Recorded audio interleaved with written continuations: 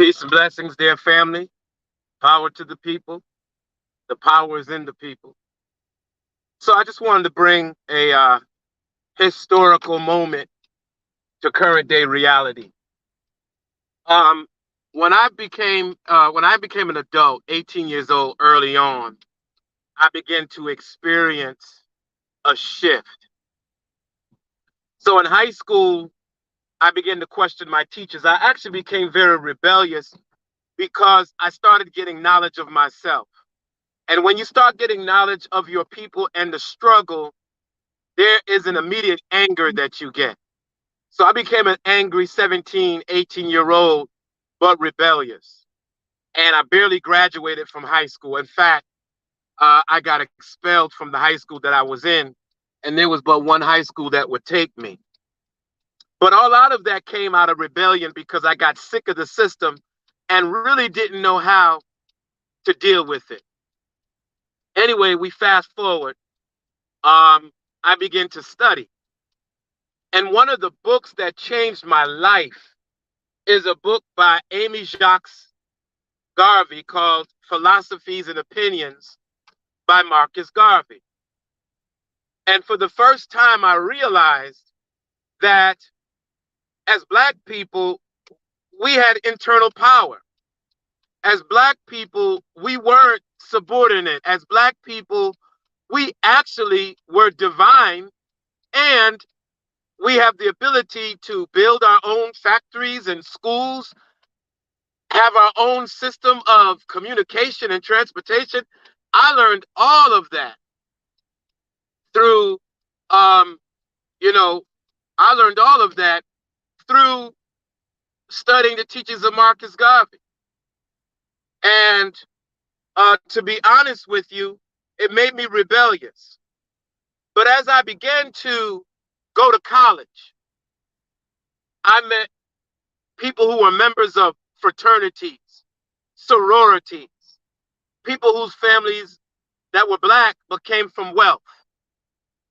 And so even today, there is an argument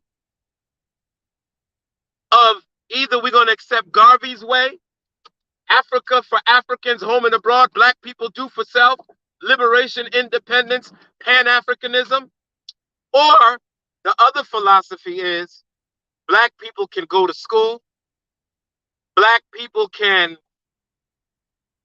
actually become doctors, lawyers, they can actually become talented enough in education to make a way for their people.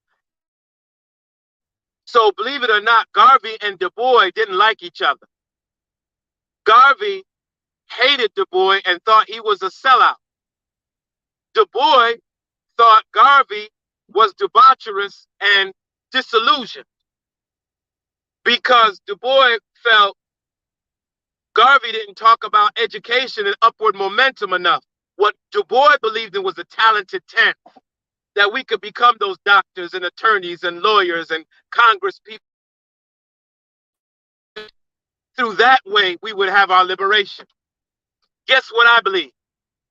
I think there was actually forces that kept the two men from coming together. Because I don't think it's Garvey or Dubois. I think it's Garvey and Dubois. And hindsight is 20/20 vision. I think we need to own our own communities, transportation systems, and to be liberated our own schools. But I also would like to see when I go into a courtroom, a Black attorney that's a fighter for me and understands that the system is rigged against me.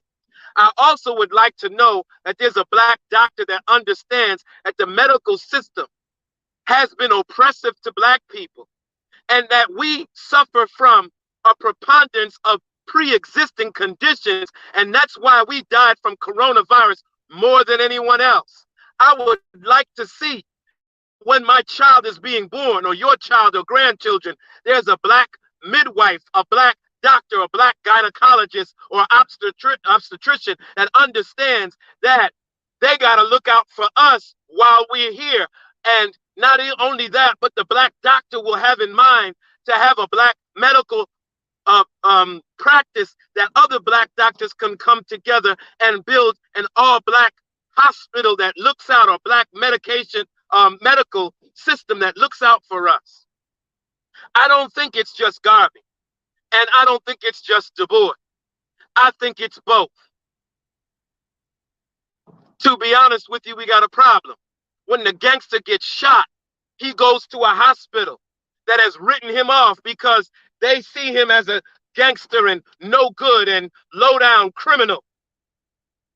But they could have saved the gangster's life one more day, that gangster could have came up out of that and went into society to pull other gangsters out of the situation. But he meets a white doctor, or a black doctor with a white doctor's mind that has been systemically oppressed, and sees his own people through self-hatred as the problem, and does not address that black male the same way he would address a white person that comes into his practice. So I think Garvey and Dubois is the solution.